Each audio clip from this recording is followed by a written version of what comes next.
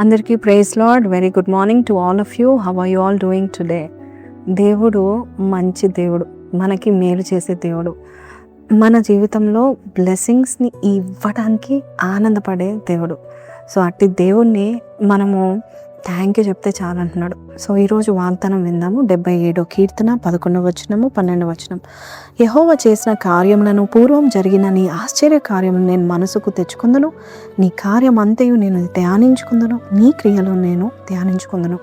మీకు ఒక టిప్ చెప్తాను. ఈరోజు నూతనమైన కార్యాలు జరగాలంటే, నూతనమైన మార్గంలో నువ్వు అడుగుపెట్టాలి, నూతనమైన స్థాయికి నువ్వు వెళ్ళాలంటే కనుక గతంలో దేవుడు నీ జీవితంలో జరిగిన కార్యాలను నువ్వు ధ్యానం చేసుకోవాలి. అందుకే కీర్తనలు 50వ కీర్తన 22, 23లో మనము దేవుని మహిమపరిచినప్పుడు, ఆయన స్తుతించినప్పుడు, ఆయన మహిమపరచబడ్డం మాత్రమే కాదు, కింద మాటలో మనము నూతన కార్యాల కొరకు మార్గము సిద్ధం చేసుకుంటామంట. ఆయన రక్షణ కొరకు మార్గము సిద్ధం చేసుకుంటాం. కాబట్టి ఈరోజు నువ్వు ఏ విషయంలో నువ్వు దేవుని కార్యాన్ని జ్ఞాపకం చేసుకుని ఆయన స్తుతిస్తున్నావో ఆ కార్యాన్ని బట్టి దేవుడు ఇంకా గొప్ప కార్యాలు చేయడానికి ఇష్టపడతా ఉంటున్నాడు. ఈ వాక్యము చర్చ్లో చెప్పినప్పుడు అందరూ చాలా సంతోషించారు. ఎందుకంటే మనం నిజానికి అన్నీ మర్చిపోతున్నాము అని మనం అంటూ ఉంటాం, కానీ ఇంపార్టెంట్వి మనం మర్చిపోం. సర్టిఫికేట్స్ మర్చిపోతామా? ఆటోలో మనం ఒకవేళ ఏదైనా శ్రేష్టమైన సర్టిఫికెట్సే కావచ్చు, బ్యాగే కావచ్చు, మర్చిపోతే మనం ఎలాగ వెంటాడతాం. అలాగే మనము పొద్దున్న లేచిన వెంటనే బ్రష్ చేయడం మర్చిపోతామా? లేక మనం బయటికి వెళ్తున్నాం, మన ఫోన్ తీసుకెళ్ళడం మర్చిపోతామా?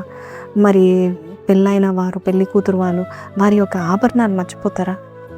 కాదు కదా. సో మనకి ఇంపార్టెంట్ అయినవి మనం ఎలాగైతే మర్చిపోమో అలాగే దేవుడు అంటున్నాడు, నా కార్యాలు మర్చిపోకండి. కొన్నిసార్లు అంటాను, లేదు నేను దేవుని కార్యాలు మర్చిపోతున్నా అంటే దేవుని యొక్క వాక్యంలో దేవుడు చెప్తాను, నువ్వు జ్ఞాపకం చేసుకో, నువ్వు రాసుకో, నువ్వు రీకాల్ చేసుకో, స్టెప్ బై స్టెప్ నువ్వు రాసుకో అని దేవుడు చెప్తా ఉంటున్నాడు. నాకు మతిమరుపు ఉందని అంటున్నారా? లేదు.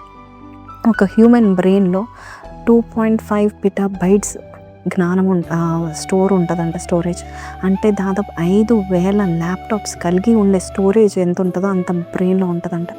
సో దేవుడు ఈరోజు నీతో అంటూ ఉంటున్నాడు, నువ్వు నీ సర్టిఫికేట్స్ మర్చిపోవు, నీ ఇంపార్టెంట్ ఫోన్ మర్చిపోవు, కీస్ మర్చిపోవు, లేక నీ పేరు మర్చిపోవు, నీ ఉద్యోగం మర్చిపోవు, ఆ road మర్చిపోవు.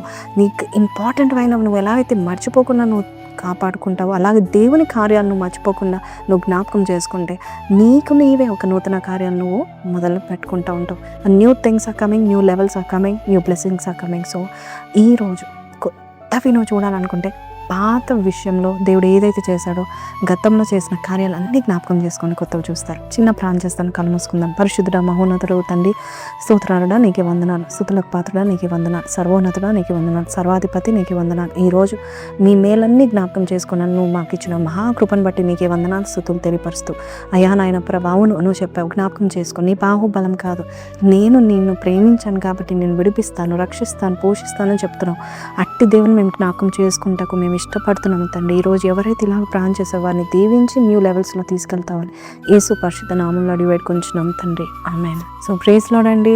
May you remember all the good works that God he's done in your life and he will do many more. He's ready to do many more. కాబట్టి కింద కామెంట్లు పెట్టండి, I will remember the miracles of my God and God will do many more అని పెట్టండి. విశ్వాసంతో పెట్టండి. May God bless you. Have a blessed day. Praise the lord.